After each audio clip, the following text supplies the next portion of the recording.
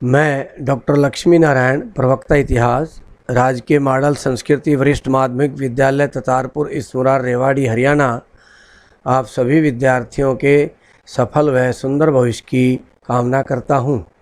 आज के अपने अध्याय का नाम है महात्मा गांधी और राष्ट्रीय आंदोलन। आज के इस व्याख्यान के उपविषय हैं नमक सत्याग्रह व दांडी मार्च। इसी के साथ गोलमेज सम्मेलन को भी हम पढ़ेंगे। अर्थात इस व्याख्यान में हम सविनय अवज्ञा आंदोलन को विस्तार से पढ़ने जा रहे हैं। प्यारे विद्यार्थियों, असहयोग आंदोलन समाप्त होने के कई वर्ष बाद तक महात्मा गांधी ने अपने को समाज सुधार कार्यों पर केंद्रित रखा। 1928 में उन्होंने पुनः राजनीति में प्रवेश करने की सोची। उस समय क्या घटना घटी कि भारत में साइमन कमीशन आया और कुछ इस प्रकार की और भी अन्य घटनाएं घटी, जिन घटनाओं ने गांधी जी को नमक सत्याग्रह आरंभ करने की परिस्थितियां पैदा की। तो उन्हीं परिस्थितियों में पहली घटना साइमन कमीशन थी। भारत में 1919 के अधिनियम की कार्य प्रणाली की समीक्षा करने के लिए इंग्लैंड से यह साइमन कमीशन भारत भेजा गया था। इस कमीशन में सभी सदस्य श्वेत थे, अर्थात अंग्रेज थे, और इसमें कोई भी भारतीय सदस्य नहीं था। इसलिए भारत में सभी जगह इसका विरोध हुआ। भारत के संबंध में निर्णय लेने वाली एक कमीशन में कोई भी भारतीय ना होना, ये भारतीयों को बड़ा अखरा, और उन्होंने हर जगह भारत में जहां पर भी साइमन कमीशन गया उसका विरोध किया। पूरे भारत में साइमन वापस जाओ के नारे सभी जगह लगे। पूरे भारत में आम जन साइमन कमीशन के विरोध में सड़कों पर निकल आया। बड़े बड़े बैनर लेकर के साइमन गो बैक उन पर लिख करके, और वे फेरियां निकालने लगे, वो जुलूस निकालने लगे। साइमन कमीशन विरोध के बावजूद भी पूरे भारत के प्रमुख शहरों में जा रहा था और वहां के प्रमुख नागरिकों से 1919 के विधेयक के संबंध में जानकारी ले रहा था और आगे क्या अधिकार भारतीयों को दिए जा सकते हैं, इस संबंध में भी वो अपनी रिपोर्ट तैयार कर रहा था। इसी दौरान Simon commission Amritsar railway station पर पहुंचा। वहां लाला लाजपत राय अपने साथियों के साथ, जिसमें सरदार भगत सिंह आदि भी शामिल थे, रेलवे स्टेशन पहुंच गए और वहीं स्टेशन पर उन्होंने अपने साथियों के साथ साइमन कमीशन का कड़ाई से विरोध किया।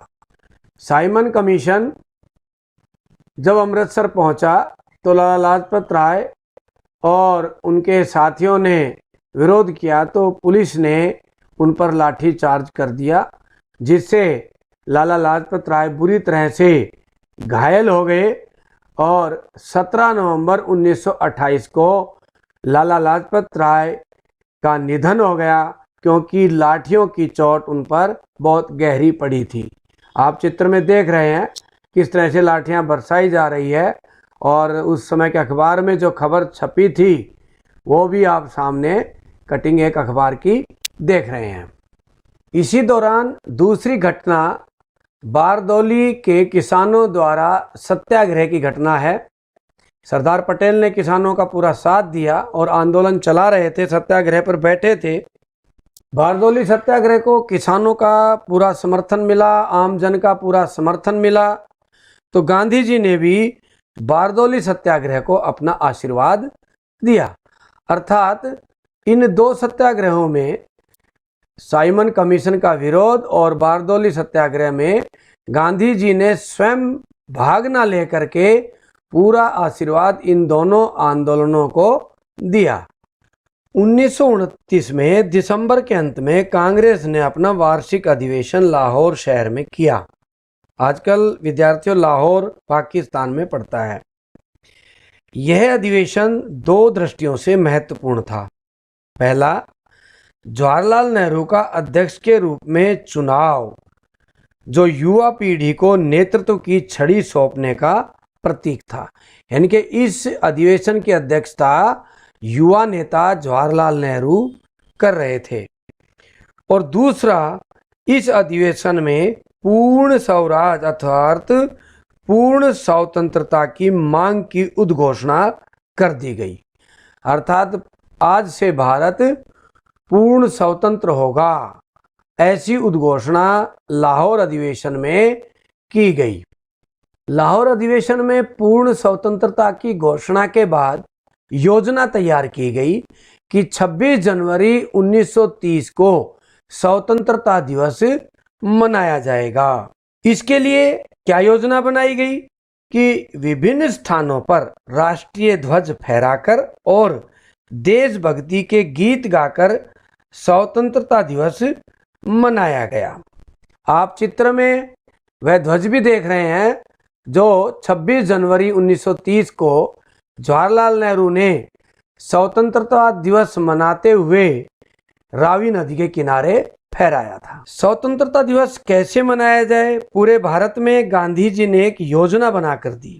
उन्होंने कहा विभिन्न स्थानों पर राष्ट्रीय ध्वज फहराकर और देशभक्ति के गीत गाकर स्वतंत्रता दिवस मनाया जाए।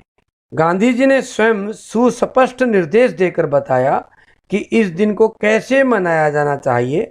उन्होंने कहा कि यदि स्वतंत्रता की उद्घोषणा सभी गांवों और सभी शहरों, यहाँ तक कि अच्छा होगा अगर सभी जगहों पर एक ही समय में संगोष्ठियां हो तो अच्छा होगा। अर्थात नगाड़े पीट करके संगोष्ठियां करके यह कार्य किया जाए, स्वतंत्रता दिवस मनाया जाए। गांधी जी ने सुझाव दिया कि नगाड़े पीटकर पारंपरिक तरीके से संगोष्ठी के समय की घोषणा की जाए कि किस समय हम संगोष्ठी करेंगे। राष्ट्रीय ध्वज को फहराए जाने से समारोहों की शुरुआत की जाए।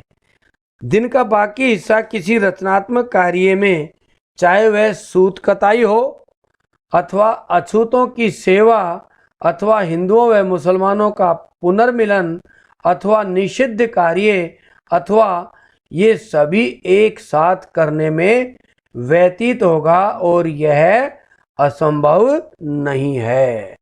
यानी कि इस तरह के रचनात्मक कार्य करने हैं स्वतंत्रता दिवस मनाते हुए।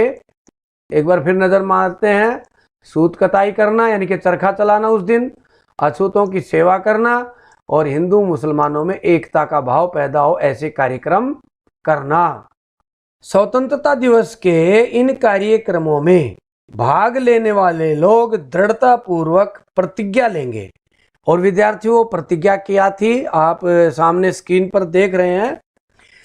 अन्य लोगों की तरह भारतीय लोगों को भी स्वतंत्रता और अपने कठिन परिश्रम के फल का आनंद लेने का अहर्निशीय अधिकार है। और यह है कि यदि कोई भी सरकार लोगों को इन अधिकारों से वंचित रखती है या उनका दमन करती है तो लोगों को इन्हें बदलने अथवा समाप्त करने का भी अधिकार है। और इस तरह की प्रतिज्ञा के साथ स्वतंत्रता दिवस का समापन हम उस दिन करें। इस तरह से पूरे भारत में 26 जनवरी 1930 को स्वतंत्रता दिवस मनाया गया। स्वतंत्रता दिवस मनाए जाने के कुछ दिनों बाद ही फरवरी 1930 में साबरमती आश्रम में कांग्रेस कार्य समिति की बैठक हुई। इस बैठक में गांधी जी ने घोषणा की कि वे ब्रिटिश भारत के सर्वाधिक घृणित कानूनों में से एक, जिसने नमक के उत्पादन और विक्रय पर राज्य को एकाधिकार दे दिया है, को तोड़ने के लिए एक यात्रा का नेतृत्व करेंगे। और इस तरह से उन्होंने नमक आंदोलन चलाने की घोषणा कर दी। आंदोलन आरंभ करने से पहले गांधी जी एक बार सरकार से आग्रह करना चाहते थे कि हमारी कुछ मांगे मान ली जाए और इसके साथ ही सरकार को निरुत्तर करना भी चाहते थे। सरकार को निरुत्तर करने के लिए गांधी जी ने 11 मांगे प्रस्तुत की ब्रिटिश सरकार के सामने। इनमें से प्रमुख मांगे हम देख रहे हैं। इनमें से प्रमुख मांगे थी, पहली थी नमक कानून हटाना, कि भारत में नमक समुद्र में खूब बनता है और इस पर से कर हटाया जाए, नमक पर बना कानून हटाया जाए। पूर्ण शराबबंदी, भू राजस्व में कमी की जाए, सैनिक व्यय को आधा किया जाए, विदेशी वस्तुओं पर तटकर लगाया जाए जिससे भारतीय वस्तुओं की बिक्री हो, भारतीय वस्त्र उद्योग की रक्षा हो और भारतीय राजनीतिक बंदियों की रिहाई की भी मांग गांधी जी ने रखी। इस तरह से कुल 11 मांगे गांधी जी ने ब्रिटिश वायसराय के पास भेजी, जो लगभग अस्वीकार कर दी गई। वायसराय से कोई जवाब ना मिलने के बाद गांधी जी ने दांडी यात्रा का ऐलान कर दिया और समुद्र किनारे स्थित दांडी की तरफ चल पड़े। 12 मार्च 1930 को साबरमती आश्रम से गांधी जी ने यह यात्रा आरंभ की। सुबह 6:30 पर वो अपने साथियों के साथ दांडी की तरफ चल पड़े। सुबह जल्दी ही गांधी जी ने अपने साथियों के साथ आश्रम छोड़ दिया और दांडी मार्च आरंभ कर दिया। आश्रम से चलते समय गांधी जी के साथ 78 अनुयायी थे जो दांडी तक उनके साथ चलने को तैयार हुए थे और साबरमती आश्रम से दांडी की दूरी 241 मील थी। इस यात्रा को उस समय के राष्ट्रीय और अंतर्राष्ट्रीय अखबारों ने बड़ा महत्व दिया और अखबारों में इसे छापा। आप चित्र में देख रहे हैं, अखबारों की कटिंग्स है ये टाइम मैगजीन का फ्रंट पेज है, उस पर गांधी जी का चित्र छपा था। प्यारे विद्यार्थियों, नमक एक अधिकार के जिस मुद्दे का गांधी जी ने चयन किया था वह गांधी जी की कुशल समझदारी का एक अन्य उदाहरण था। प्रत्येक भारतीय घर में नमक का प्रयोग अपरिहार्य था, यानी कि जरूरी था, लेकिन इसके बावजूद उन्हें घरेलू प्रयोग के लिए भी नमक बनाने से रोका गया। जैसा कि हम चित्र में देख रहे हैं किस तरह से पारंपरिक तरीके से नमक बनाया जाता था। समुद्र के पानी को इस तरह से भर दिया जाता था क्यारियां बना करके और इस तरह से नमक तैयार हो जाता था।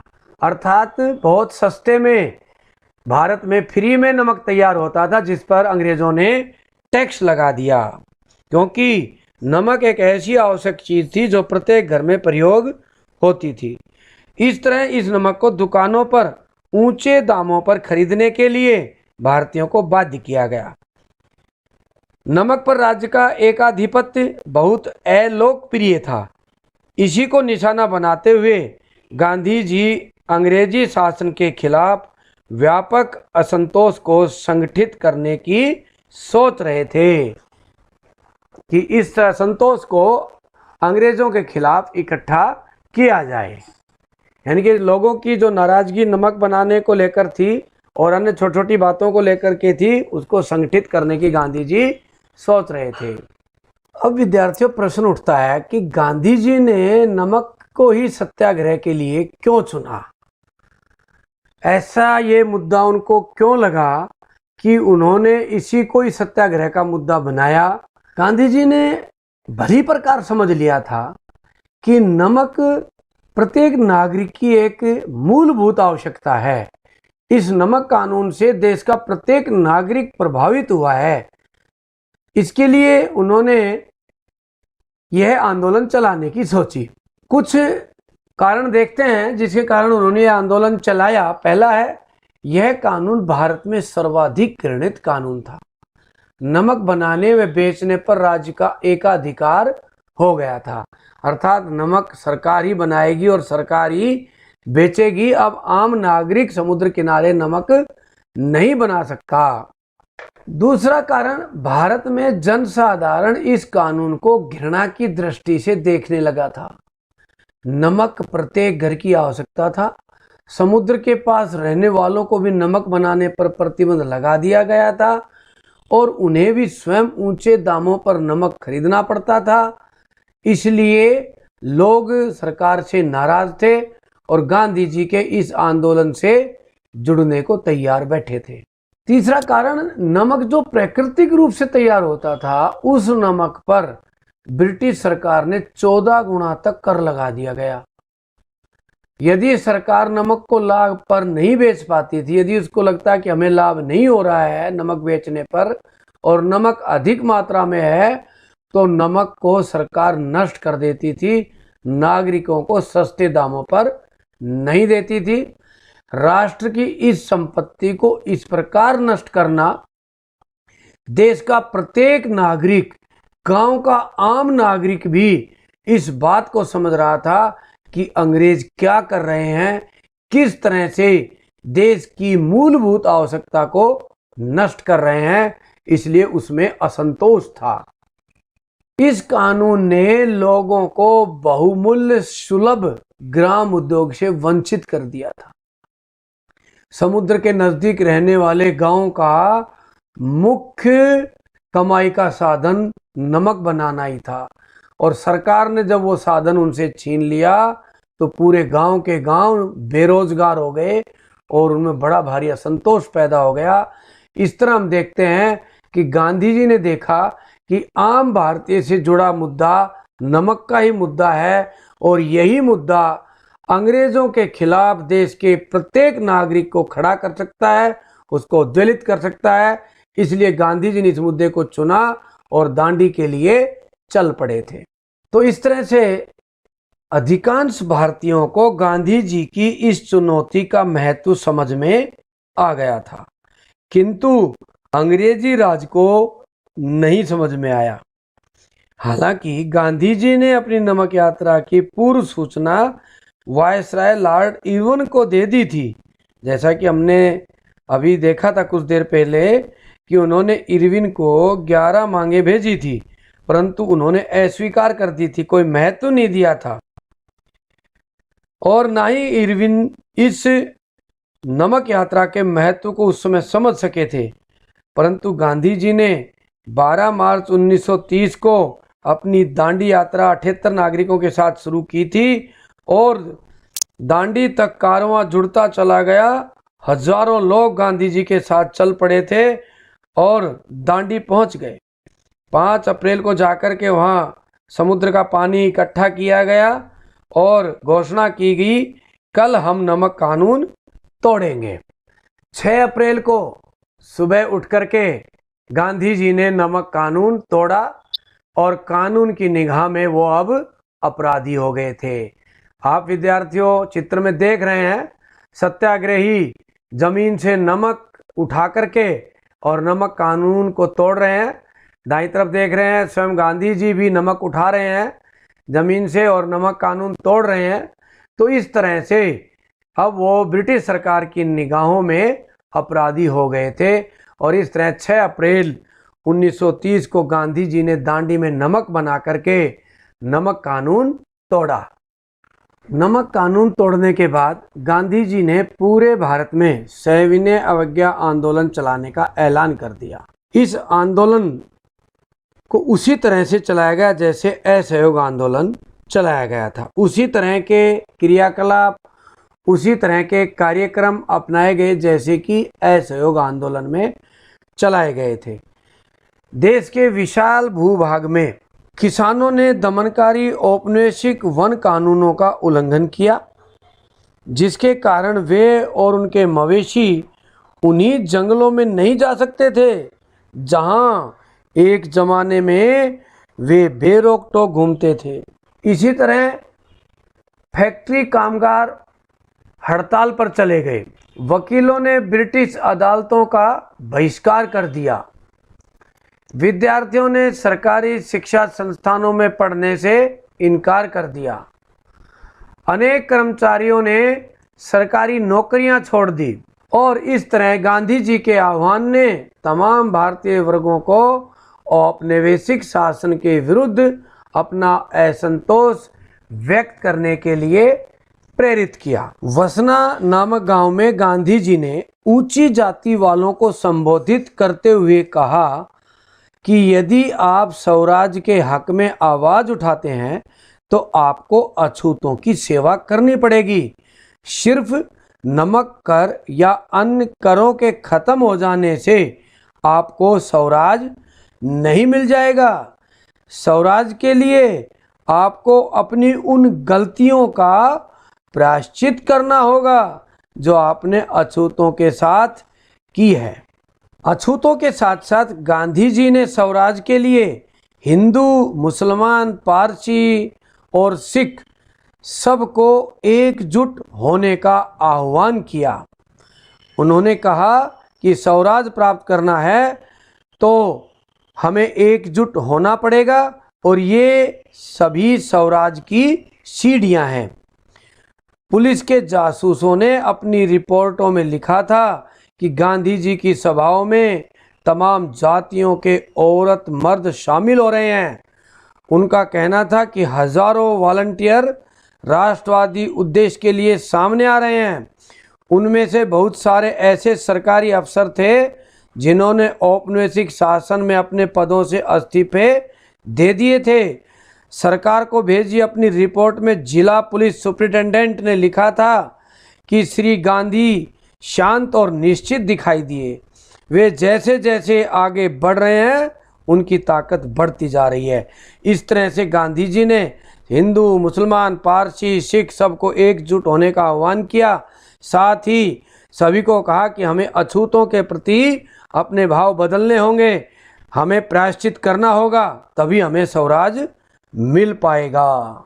विद्यार्थियों, आरंभ में अंग्रेजी समाचार पत्रों ने गांधी जी की इस योजना का बड़ा मजाक उड़ाया था, यानी कि नमक आंदोलन का बड़ा मजाक उड़ाया था।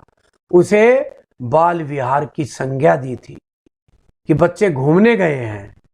ऐसे ही एक अखबार ने लिखा, क्या समुद्र के पानी को केतली में उबालकर महामहिम सम्राट को सिंहासन से हटाया जा सकता है? इस तरह से गांधी जी की आरंभिक योजनाओं का बड़ा मजाक उड़ा। आरंभ में समाचार पत्रों ने बड़ा मजाक उड़ाया। अमेरिकी समाचार पत्रिका टाइम को गांधी जी की कद काठी पर हंसी आती थी। पत्रिका ने उनके लिए कैसे शब्दों का प्रयोग किया विद्यार्थियों देखिए। उन्होंने कहा, तकवे जैसे शरीर वाला, मकड़ी जैसे पेड़ू वाला, ऐसे उनके लिए शब्दों का प्रयोग किया। तकवा क्या होता है विद्यार्थियों, आओ समझते हैं। तकवा विद्यार्थियों जिसके ऊपर सूत लिपटता है। ये जो एक लोहे की रोड आप देख रहे हैं, ये जो रोड है लोहे की, इस पर सूत लिपटता है, इसी को तकवा कहा जाता है। इस रोड को तकवा कहा जाता है। और देखिए गांधी जी का ये शरीर भी इसी तरह से पतला लंबा दिखाई दे रहा है।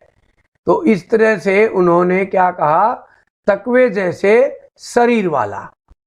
गांधी जी हल्के फुल्के शरीर के व्यक्ति थे ही, तो उनके शरीर की तुलना मकड़ी जैसे पेड़ू वाला उनको कहा। इस तरह से आरंभ में टाइम मैगजीन ने बड़ा मजाक गांधी जी का उड़ाया था।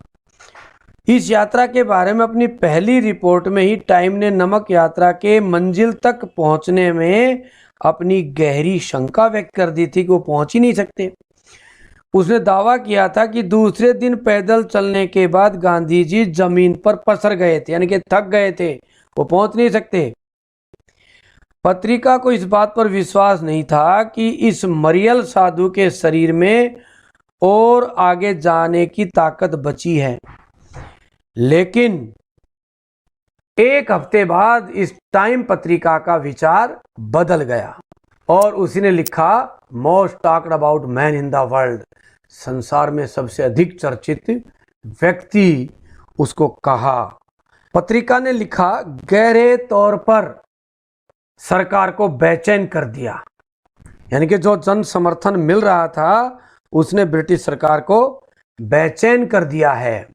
अब तो सरकार के लोग भी गांधी जी को ऐसा साधु और राजनेता कहकर सलामी देने लगे हैं जो ईसाई धर्मावलंबियों के खिलाफ ईसाई तरीकों का ही हथियार के रूप में इस्तेमाल कर रहा है। यानी कि बहुत से लोगों ने, सरकार के लोगों ने उसको एक साधु, एक राजनेता कहा और उन्होंने ये भी कहा कि ईसाई धर्मावलंबियों के जो तरीके होते हैं वो ईसाइयों के खिलाफ गांधी जी प्रयोग कर रहे हैं। विद्यार्थियों, गांधी जी की यह नमक यात्रा कम से कम 3 कारणों से उल्लेखनीय थी। पहली उल्लेखनीयता की क्या बात थी कि महात्मा गांधी दुनिया की नजर में आए। इस यात्रा को यूरोप और अमेरिकी प्रेस ने व्यापक कवरेज दी। आप चित्र में देख रहे हैं कितने अखबारों में फ्रंट पेज पर गांधी जी छाए रहते थे। दूसरी बात इसमें प्रमुख रूप से थी कि यह पहला राष्ट्रवादी आंदोलन था या गतिविधि थी जिसमें औरतों ने भी बढ़ चढ़कर हिस्सा लिया। भारत की सामान्य घरों की औरतें भी घरों से बाहर निकली और गांधी जी के आंदोलनों में शामिल हुई। समाजवादी कार्यकर्ता कमला देवी चट्टोपाध्याय ने गांधी जी को समझाया कि वे अपने आंदोलनों को पुरुषों तक ही सीमित न रखें। कमला देवी खुद उन असंख्य औरतों में से एक थी जिन्होंने नमक या शराब कानूनों का उल्लंघन करते हुए सामूहिक गिरफ्तारी दी थी। ये कमला देवी का चित्र आप गांधी जी के साथ देख रहे हैं। इस आंदोलन की तीसरी उल्लेखनीय बात क्या थी विद्यार्थियों, कि इस आंदोलन के बाद अंग्रेजों को यह एहसास होने लगा था कि अब उनका राज बहुत दिनों तक भारत में नहीं टिक सकेगा और उन्हें भारतीयों को भी सत्ता में हिस्सा देना पड़ेगा। इस तरह से ये यात्रा गांधी जी की भारत के लिए, आम जन के लिए बड़ी उल्लेखनीय थी। अब विद्यार्थियों, अब गोलमेज सम्मेलन के बारे में पढ़ते हैं। साइमन कमीशन ने अपनी रिपोर्ट ब्रिटिश संसद के पटल पर रख दी और अब ब्रिटिश संसद ने भारत के आगे के भाग्य का फैसला करना था। भारतीयों को और क्या अधिकार दिए जा सकते हैं, यह निर्णय लेना था। इसके लिए ब्रिटेन में गोलमेज सम्मेलन का आयोजन किया। पहला गोलमेज सम्मेलन नवंबर 1930 में लंदन में हुआ। इस सम्मेलन में विद्यार्थियों धर्म संप्रदायों के प्रतिनिधियों को भी बुलाया गया, भारत में जातियों के प्रतिनिधियों को भी बुलाया गया, जमींदारों के प्रतिनिधियों को भी बुलाया गया, उद्योगपतियों के प्रतिनिधियों को भी बुलाया गया, देशी रियासतों के राजाओं के प्रतिनिधियों को भी बुलाया गया। इसी तरह से ब्रिटिश राज्य के अंदर जो प्रांत थे उन प्रांतों से भी प्रतिनिधि भेजे गए थे। इस चित्र में आप देख रहे हैं कि बाबा साहब भीमराव अंबेडकर बैठे हैं। इस तरह से सिखों के प्रतिनिधि, क्रिश्चियनों के प्रतिनिधि, मुसलमानों के प्रतिनिधि, सबके प्रतिनिधि वहां गए, परंतु इस सम्मेलन में कांग्रेस नहीं गई। और विद्यार्थियों, कांग्रेस भारत का सबसे बड़ा राजनीतिक दल उस समय का था। भारत की सबसे अधिक जनसंख्या का प्रतिनिधित्व कांग्रेस करती थी। इस कारण से पहले गोलमेज सम्मेलन में कोई अंतिम निर्णय नहीं लिया जा सका और ब्रिटिश संसद ने यह निर्णय लिया कि कांग्रेस को इसमें शामिल किया जाए और दूसरे गोलमेज सम्मेलन में बुलाया जाए। परंतु उस समय भारत में राष्ट्रीय आंदोलन चला हुआ था। गांधी जी का सविनय अवज्ञा आंदोलन जोरों पर था और पहले गोलमेज सम्मेलन में गांधी जी नहीं गए थे। इस तरह हम देखते हैं कि कांग्रेस के न जाने के कारण यह सम्मेलन पोस्टपोन कर दिया गया और अगले सम्मेलन में कांग्रेस भाग ले, इसके लिए भारत के वायसराय को निर्देश दिए गए और इस तरह ये पहला गोलमेज सम्मेलन बिना किसी निर्णय के समाप्त हो गया। प्रथम गोलमेज सम्मेलन के बाद वायसराय को मिले निर्देश के बाद वायसराय ने जनवरी 1931 को गांधी जी को जेल से रिहा कर दिया। गांधी जी ने अपने प्रमुख नेताओं के साथ इलाहाबाद में एक बैठक की। ये बैठक का चित्र विद्यार्थियों आप देख रहे हैं। इसमें पंडित जवाहरलाल नेहरू, जमनालाल बजाज, सुभाष चंद्र बोस, महादेव देसाई, सरदार वल्लभ भाई पटेल बैठे हैं और लिए निर्णय ले रहे हैं कि हमने बैठक में भाग लेना चाहिए या नहीं लेना चाहिए, और लेना चाहिए तो हमें किस आधार पर लेना चाहिए।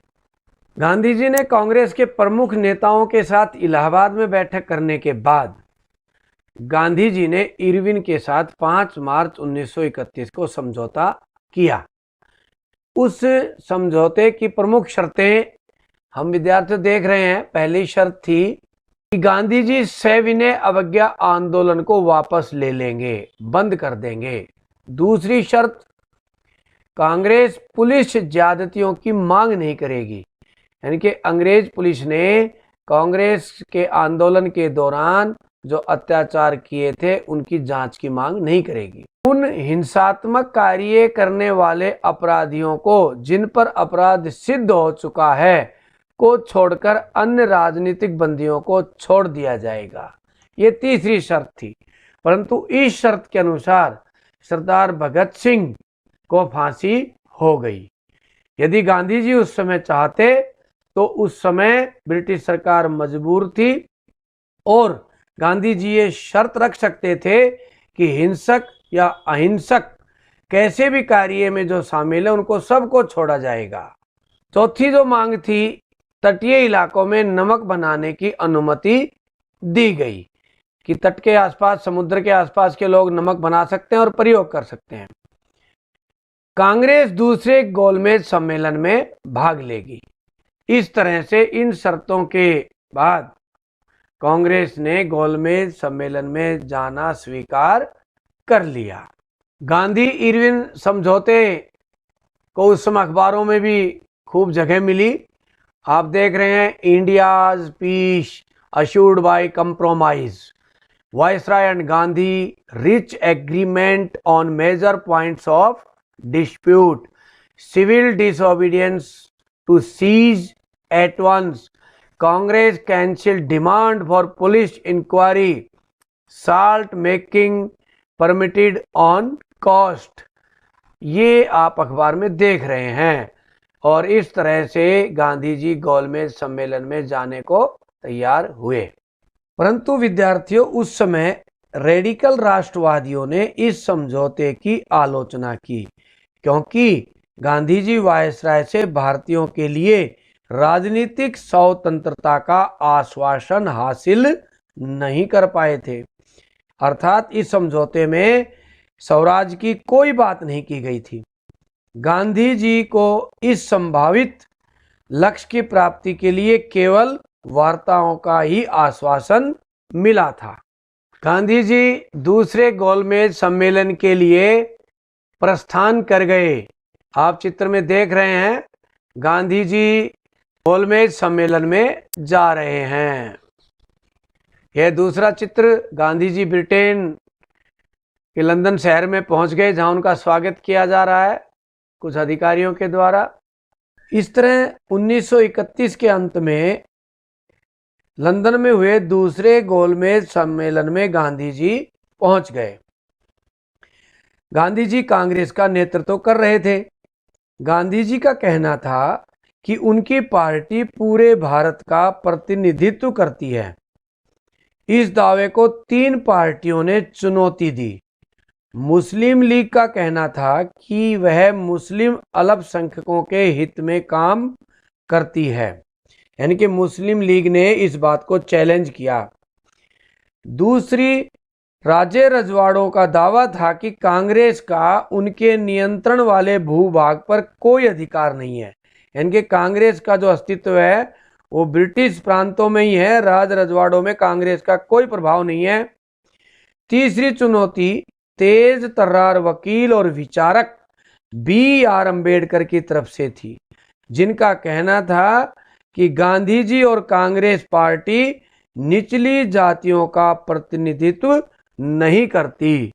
और इस तरह वहाँ विवाद हो गया और गांधी जी बड़े नाराज हुए, मायूस हुए।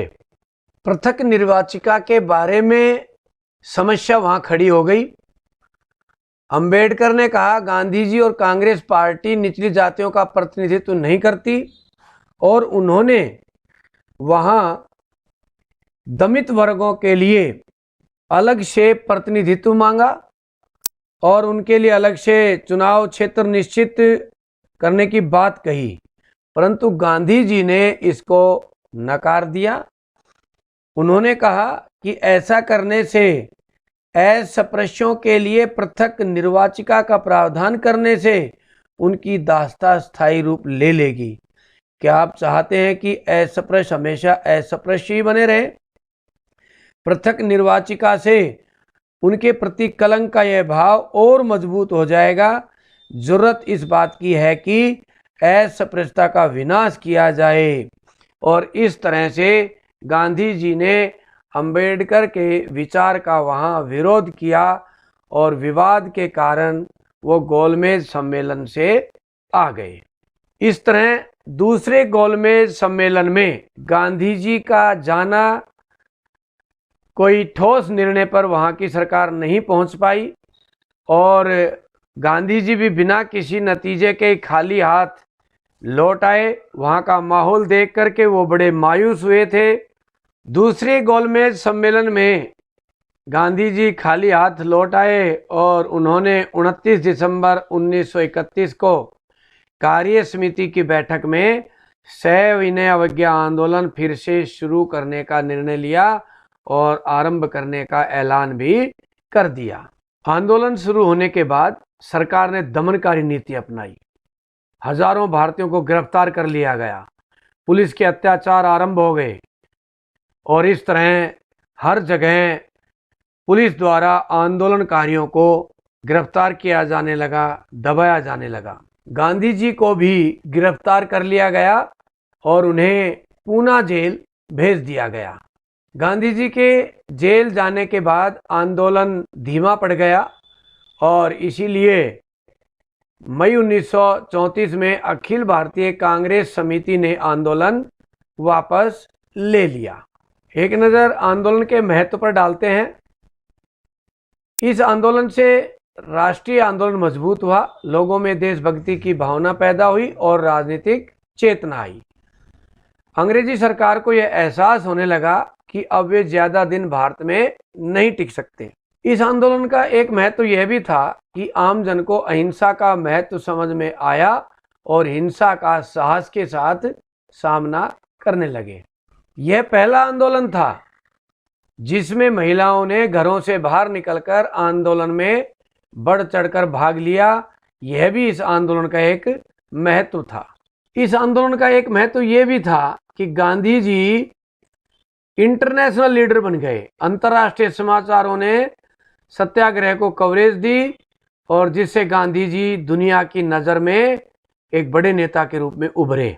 इस आंदोलन का विद्यार्थियों सबसे बड़ा महत्व गांधी जी का एक आम जन का नेता बनकर उभरना, आम जन के मन में गांधी जी की एक अलग से छवि बनना और उस छवि के अनुसार आम जन गांधी जी को भारत भाग्य विधाता के रूप में देखने लगा था।